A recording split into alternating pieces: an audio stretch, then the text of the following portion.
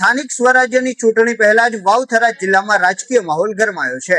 ગરમાવા પાછળનું કારણ વાવથરા જિલ્લાની મહત્વની જિલ્લા પંચાયતની બેઠક ગણાતી એવી ભોરોલ જિલ્લા પંચાયતમાં કોંગ્રેસના ઉમેદવાર તરીકે કોંગ્રેસ પક્ષે જોગાજી રાજપૂતને મેન્ડેટ આપ્યું હતું। આજે જ્યારે ફોર્મ ભરવાના અંતિમ દિવસે જોગાજી રાજપૂત બપોરે ફોર્મ ભરવા પહોંચ્યા ત્યારે કોંગ્રેસનું મેન્ડેટ રજૂ કર્યા વગર જ તેમણે ભાજપ પક્ષમાંથી મળેલ મેન્ડેટ રજૂ કર્યું છે। આ મેન્ડેટ રજૂ કર્યા બાદ કોંગ્રેસને પણ એક મોટો ઝટકો લાગ્યો છે। આ ઝટકા બાદ ભાજપના ઉમેદવાર તરીકે ભોરોલ જિલ્લા પંચાયતની અંદર અત્યારે જોગાજી રાજપૂતનું નામ ચર્ચામાં આવ્યું છે। આ ચર્ચાનો વિષય બન્યા બાદ અત્યારે જોગાજી રાજપૂત ભોરોલ જિલ્લા પંચાયતના ભાજપના ઉમેદવાર તરીકે ભાજપે સત્તાવાર જાહેર કર્યા છે। તો હવે આવો સાંભળીએ જોગાજી રાજપૂત શું કહી રહ્યા છે। આજે છેલ્લી ઘડીએ મેન્ડેટ કોંગ્રેસે આપ્યા તેમ છતાં પણ ભાજપમાં જોડાયા છો, મેન્ડેટ ભાજપ તરફથી મળે, શું કહેતા? ભાજપમાં જોડાવાનું કારણ એ જ છે કે આપણા પીએમ નરેન્દ્ર મોદી સાહેબ અને ભૂપેન્દ્રસિંહ પટેલ અને આપણા વાવથરાના અધ્યક્ષ શંકરભાઈ અને અમારા મુરબ્બી શ્રી પરબતભાઈ પટેલ અહીંયાના નેતૃત્વમાં જે અત્યારે ભાજપની સરકાર વિકાસની હરણફાળ ભળી રહ્યું છે એના ઉપર અમે અત્યારે ઘણા વર્ષોથી કોંગ્રેસમાં હતા, પણ હજી સુધી તો મને આ કોઈ દાડો જોવા મળ્યું નથી।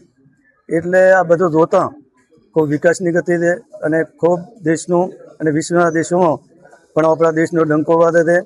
અને અમારા મુરબ્બી પરબતભાઈ પટેલ વર્ષોથી તેઓ પણ ભાજપમાં છે અને એમણે ખૂબ સારા કામ કર્યા અને એના લીધે હું પ્રેરાઈ અને વિકાસની આ ગતિને વેગ આપવા માટે મારું પણ જે કામ યોગદાન હોય એમાં હું પણ કરી શકું। અને પબ્લિકના આજુબાજુના વિસ્તારના અને બધાની માંગ એવી હતી કે બધું કામો થાય વિકાસના અને એના એક પિંચારૂપી હું પણ એક પિંચું ઉમેરું એવું મને લાગ્યું। એટલે મનોમનથી મેં નક્કી કર્યું કે આ વિકાસની જે કેડી છે એમાં આપણે પણ સહભાગી બનવું જોઈએ અને દેશના અને આપણા વિસ્તારના અને આપણા ગામડાના બધા લોકોના અને સારા અને સુખાકારીના અને એમના ખૂબ વિકાસના કામો બને એ માટે હું એમાં સહભાગી બની શકું અને આ મનુષ્ય દેહ ધારણ કરી એમાં જેટલું યોગદાન આપે એટલું આ પાર્ટી થકી હું આપી શકું, બાકી તો કોઈ આપી શકું નહીં। એના માટે મેં મનોમન વિચાર કરી અને આ વિકાસની યાત્રામાં હું જોડાણો।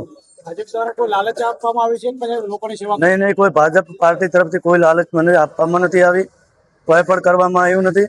અને ભાજપ એક સારું કામ કરે છે અને વર્ષોથી અત્યારે આપણે બધા જોઈ રહ્યા હતા કે કેટલો વિકાસ થાય છે, શું છે બધું, એટલે એના લીધે કોઈ બીજું તો એમાં કોઈ આપવાનું લેવાનું દેવાનું આવતું જ નથી। અને ગુલાબસિંહ રાજપૂત સામે કોંગ્રેસના પ્રમુખ છે, એમની સામે પ્રચારમાં જશો?